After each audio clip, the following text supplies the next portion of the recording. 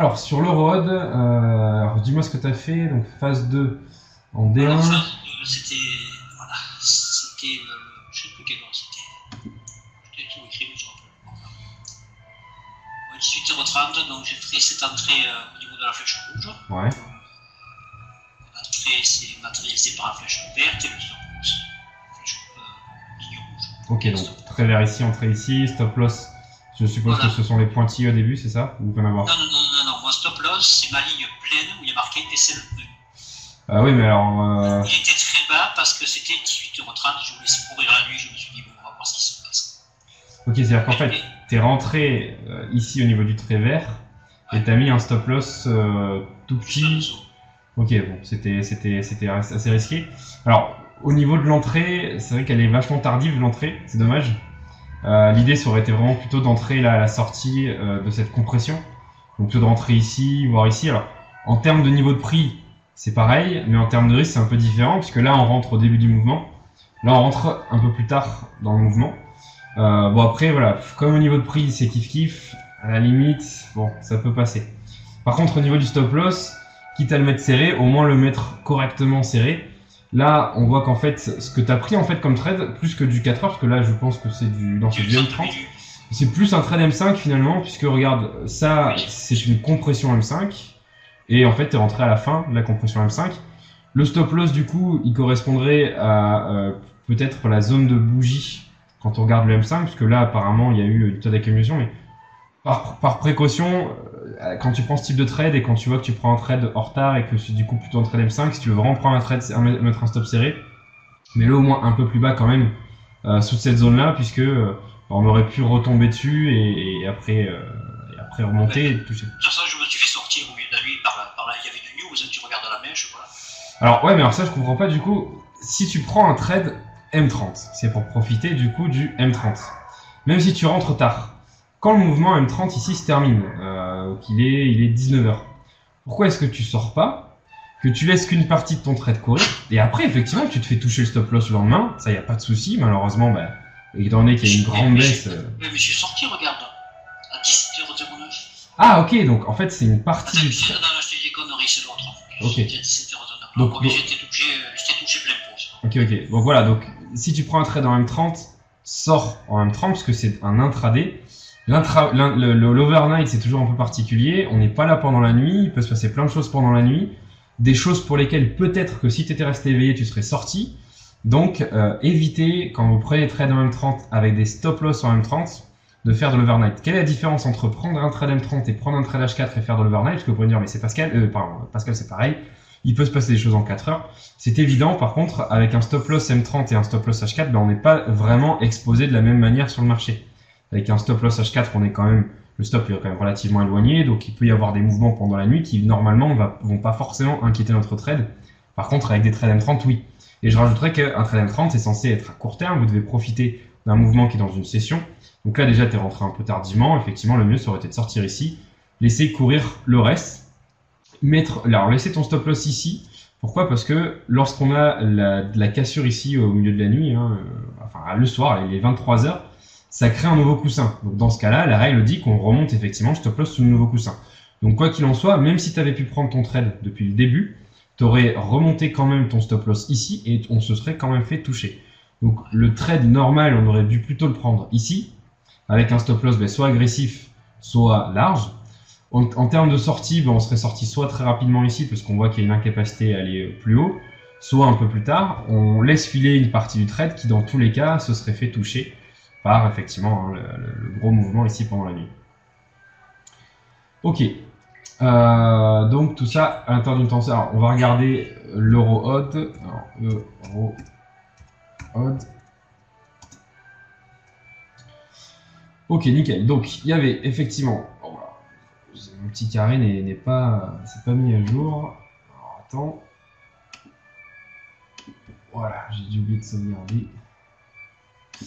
Donc, on avait cette phase 2 en journalier. En H4, on a bien évidemment une phase numéro 2. Le premier trade du coup que tu as pris, il est, si je ne me trompe pas, ici à peu près. Alors, je vais mettre une autre couleur. Voilà, on va mettre jaune. Ce qui fait en journalier un trade qui est pris. Alors, il est pris où ça? Voilà, il est pris à peu près ici. Donc, c'est super. C'est un trade M30 qui est pris au début du mouvement, après un petit retracement. Du coup, à l'intérieur d'une phase de H4, à l'intérieur d'une phase de journalier, blablabla. Bon, bref, ça, du classique. Ensuite, le deuxième trade. Alors, le deuxième trade, il y a une correction qui se met en place. Du coup, je suppose que tu as acheté la cassure du dernier plus haut. Ici, voilà. Ok. Exactement.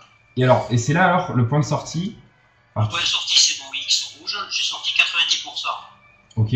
Alors, j'ai noté mon stop loss là sur ma ligne rouge où il y a marqué CLV. Ok. Alors, bon, déjà. Là aussi, ça a été coupé plus tard. Alors, au niveau de la sortie, j'aurais préféré que tu sortes un peu plus tôt. Parce que ici, on a un premier ralentissement qui est à 15 heures à peu près. Donc, un ralentissement à 15 heures, ça aurait été pas mal de couper donc plutôt ton trade ici et de laisser courir le reste. Alors après, au niveau de ton stop loss, ça dépend comment tu veux gérer le trade, mais oublie pas.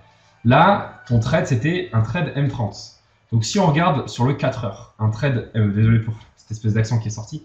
Donc si on regarde sur le 4 heures, à quoi en fait correspondent vos trades M30? Vos trades M30 vont correspondre aux impulsions, c'est-à-dire en fait aux ensembles de bougies vertes à l'intérieur d'une tendance haussière. Ok, alors je vais supprimer ça, voilà. Ok. Est-ce que sur ça, tout le monde est d'accord? Vous faites bien la relation entre le H4, le M30, etc. Vos trades M30, ce sont en fait, à chaque fois qu'on a une pause en H4, hein, donc on voit ces petites bougies-là, on prend un trade M30 pour profiter de cette impulsion. Du coup, les pourcentages restants, il faut qu'en fait, ils te servent à profiter de l'impulsion, mais de l'unité de temps supérieure, à savoir le journalier. Donc les impulsions sur le journalier, ce sont lesquelles? Eh bien, c'est ce grand mouvement-là, pardon, ainsi que celui-ci. Donc, la règle, en fait, ce serait quoi? Eh bien, comment je fais pour profiter de cette grande impulsion journalière?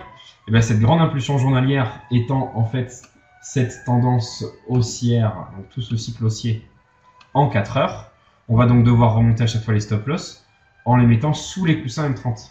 Et les coussins M30 sont, en fait, c'est l'endroit où tu as mis ton stop-loss numéro 2. Donc, même si là ça n'aurait rien changé puisque il me semble que le prix après voilà, est descendu très très bas, donc voilà, ça n'aurait rien changé, tu serais également ici sorti malheureusement. Évite de mettre le stop loss aussi serré, parce que encore une fois l'objectif c'est que les reliquats des trades, on puisse en fait surfer sur de grands mouvements. Alors là on a vraiment pas eu de bol parce qu'il y a eu cette grosse baisse, mais dans un marché où on a un peu plus de chance, notamment par exemple si tu avais pu tenir ce premier trade, quoique c'est ce que tu as fait. Ah oui, pardon. Si on n'avait pas eu la malchance du coup d'avoir cette espèce de grande baisse, eh ben, on aurait pu suivre tout le mouvement H4 et du coup faire un gain plus important, plus intéressant que si tu avais coupé les 20%, là tu les as coupés. Donc, essaie les 20% de les gérer sur les UT plus grosses. Donc, c'est simple, hein, tu prends un trade en M30, après tu oublies le M30 et tu fais comme si c'était un trade H4. Tu prends un trade H4, après tu oublies le H4 et tu fais comme si c'était un trade journalier. Sinon, très bien pour les trades, très bien pour le choix de la paire, très bien pour la tendance. Voilà. Est-ce que tout le monde a compris les trades ici?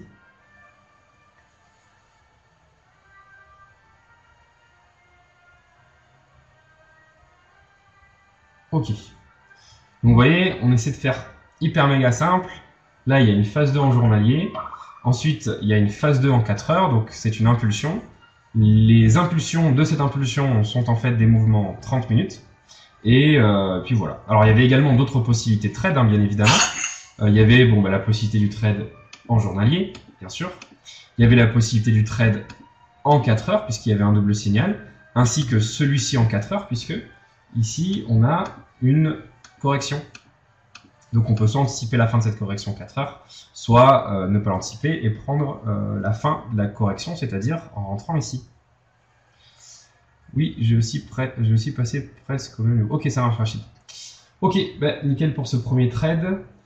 Alors ensuite, il y avait le GBP USD. Alors attends, je vais couper l'enregistrement.